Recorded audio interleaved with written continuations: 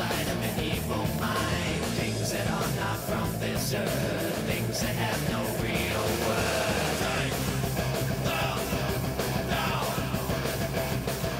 Take them down.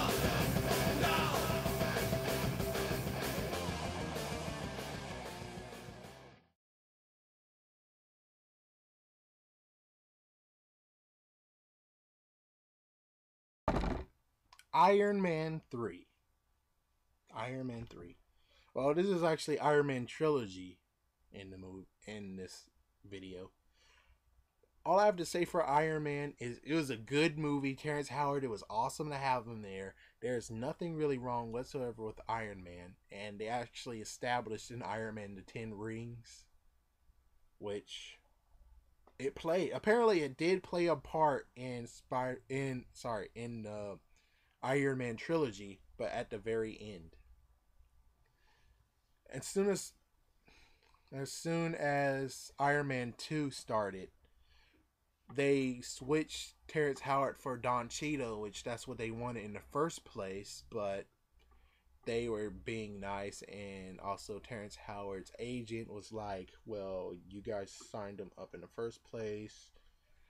So basically, it's like what happened with Edward Norton as well. It's just the fact, well, not really that. It's more of I have to admit, they were stupid when they were doing Iron Man first. I mean, first you should just say you're cool, or you can basically give Terrence Howard another job, even though, yeah, you're paying him a lot of money, but still, yeah, you should give him another job so you can actually establish Rhodey. When Iron Man 2 came out, it was kind of disorientating to see that Don Cheadle's there and no Terrence Howard. And they were basically saying how Terrence Howard didn't connect or he didn't have a good one. Seriously? Just like what they said with Edward Norton. The fact that he couldn't match with the whole cast was bringing. So they basically had to recast. Seriously? I mean, once you pick someone, stay with them.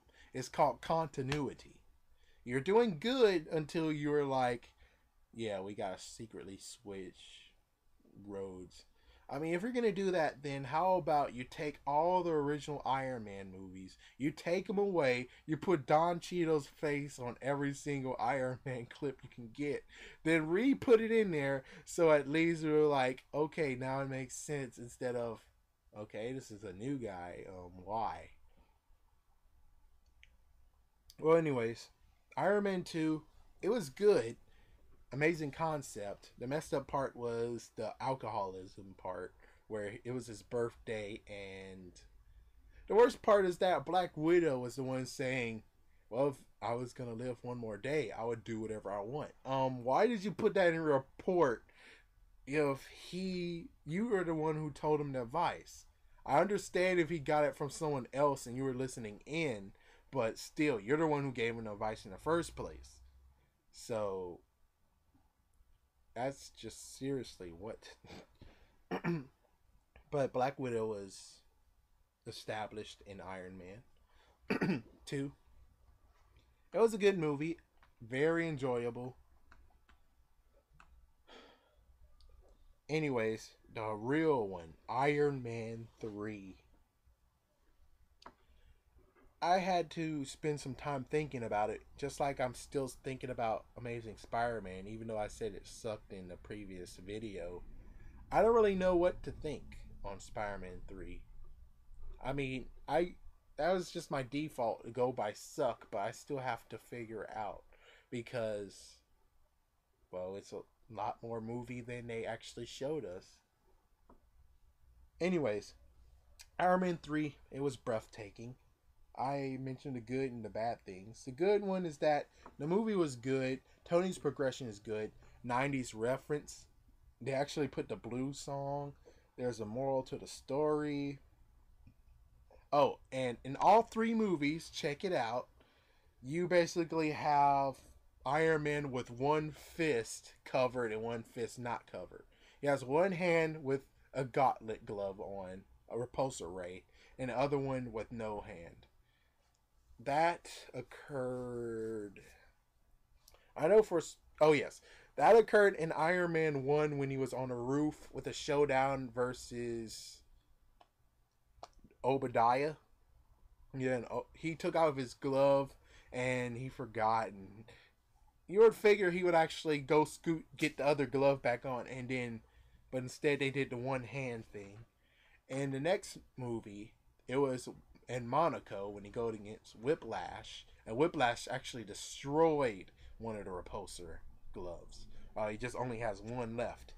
In this one, they upped the ante. Not only has one glove, but he also has one boot on, and he has a gun in the other hand.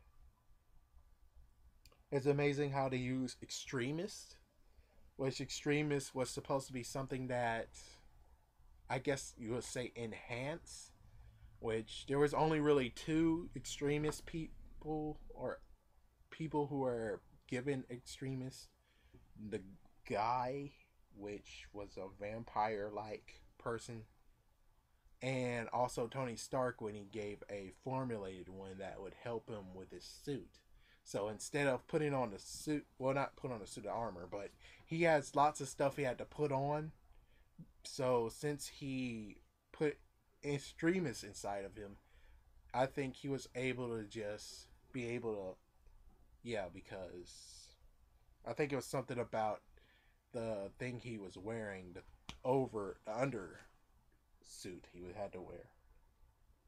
Anyways, the Iron Army. Oh my gosh, that was good. The Iron Army. You know what's always good? Stan Lee's cameos. Yeah, this time he was the one holding up the 10 sign when it came to a pageant. Oh, the kid. Yeah, the kid who kind of resembled Tony Stark. He was good. He was funny. Reference of Tennessee because that's where the showdown between. I know he's not a vampire. He's like some kind of. Anyways, the person that had Extremist besides Tony Stark in the comic. Yeah, they were showdown in a highway in Tennessee. The funny part is Mandarin as a person. The fact that they had to get someone who resembles what the Mandarin would look like, and then yeah, but deep inside he's just an actor who's a coke addict. He's also a coke dealer, and he's also a pimp, I suppose, or a slut. I don't really know what you. Another funny thing is the Iron Patriot, even though you don't see it do a lot of action, it was used, and especially was used for evil. The fact after Rhodes had to abandon it, that's when the real the real Mandarin, took it and used it as a coffin, per se. A coffin, a cargo, a cage, so they can get the president out. Mm-hmm. The Mark 42 presentation, that was funny. But there's like, yeah, there's like really messed up stuff. Here's a few things. Number one, there is no rescue suit. The rescue suit was referenced and rumored to be in Iron Man 3. I would have rather he summoned the rescue suit when it came to the collapse of his condo. I guess you could call it a condo. Yeah, I would have rather he summoned the rescue suit. The rescue suit go on her. The Iron Man suit goes on him. So they'll be okay. Instead of the whole bring down, and he had to, even though it showed that the fact that the glove was powerful enough to pull him out of the rubble and get him to safety. Yeah, but it would have been better and nicer if. But I know that it would have changed the story. But I'm just saying the rescue suit would have been a good touch to it, especially if you wanted to reference all the armors that he ever made, which he did most of them. Another thing is the fragileness of the suits. I mean, Iron Man wasn't in the suit when he was saving everyone who was on Air Force One, and as soon as you find out he wasn't in there was when a truck hit the armor and it split into pieces. Which I'm like, are you serious? I mean, come on. That's just I. That's I mean, as someone who is enjoys technology, to see that happen, it's like, oh my gosh. Especially the fact that if it could have got run over, like some parts was run over and had to get fixed. Also, the ending. I mean, Iron Man 3 has been out for at least 2 months. With that said, basically the destruction of the suits when he made it into fireworks, I dislike that too. What the heck? Are you serious? You blow up all your suits. I understand you're Iron Man. You'll be able to do this, make a suit very easily, but I would at least keep one. At least keep one, or at least keep the original one.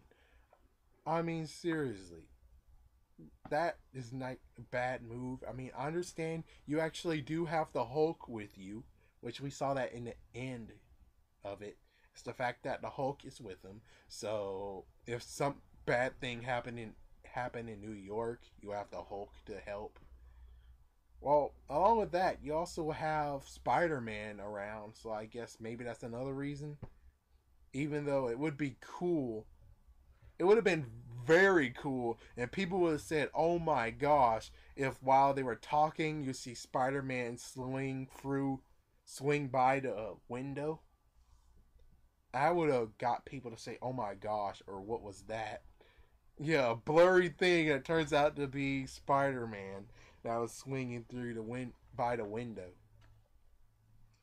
All right, last two things. Number one is Christmas themed. Yeah, this was like their first Marvel Christmas movie. I understand that they were going by what was going on with the Avengers, but I would have rather not have made it a Christmas movie. Along with the fact that you got a new director and you're starting wave 2, but Iron Man technically has been resembled with ACDC playing at least.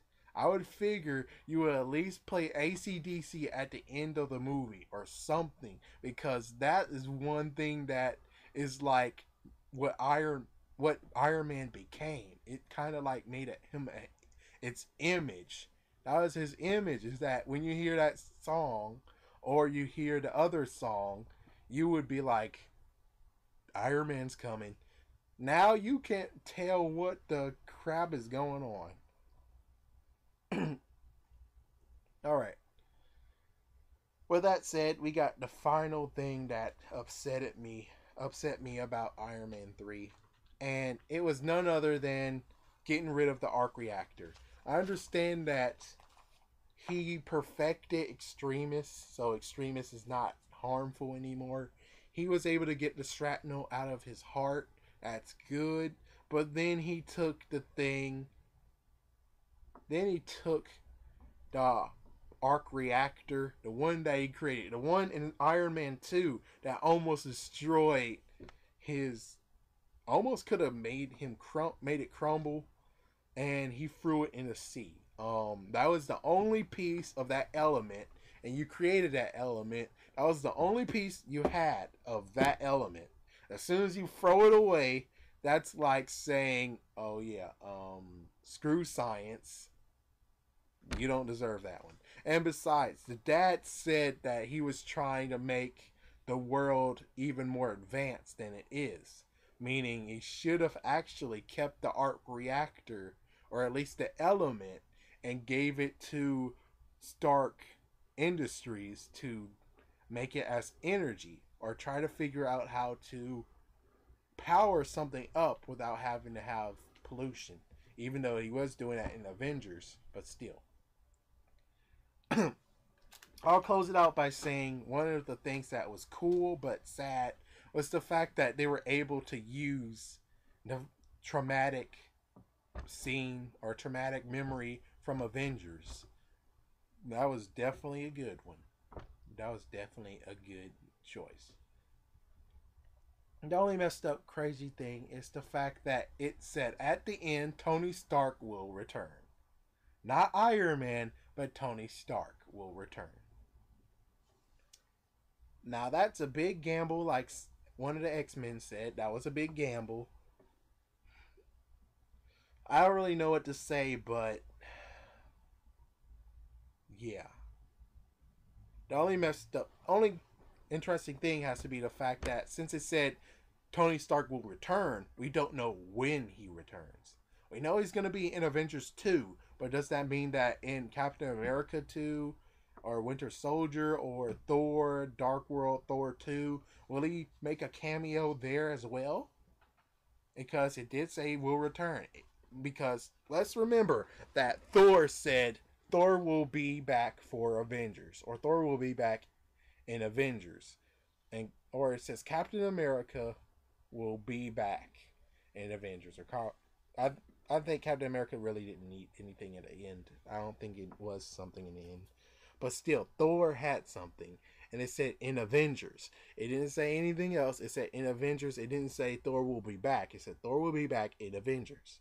Since it said that, that means that Tony Stark will have to show up before the Avengers, since it said Tony Stark will return. That's my argument. As for liking or hating Iron Man 3, I'll have to admit, at least it's better than Iron Man 2. Because I can just go through the whole entire thing without having to be like, okay, I gotta skip that part. Even though I'm kind of sketchy about when he's showing Mark 42, because he was doing a Christmas mix, and I'm trying not to.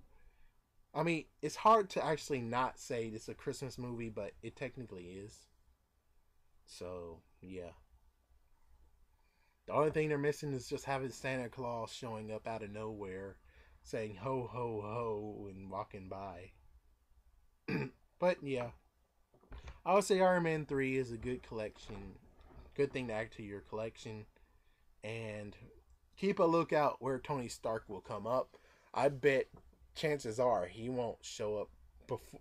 He will show up before the Avengers, because it would have said we'll be back in Avengers 2, or yeah, either that or they basically was trying not to give away the fact that there will be a sequel to Avengers, even though, well, we already know there will be a secret. There will be a sequel to Avengers even before. Yeah, even before anything else. But that's all I have.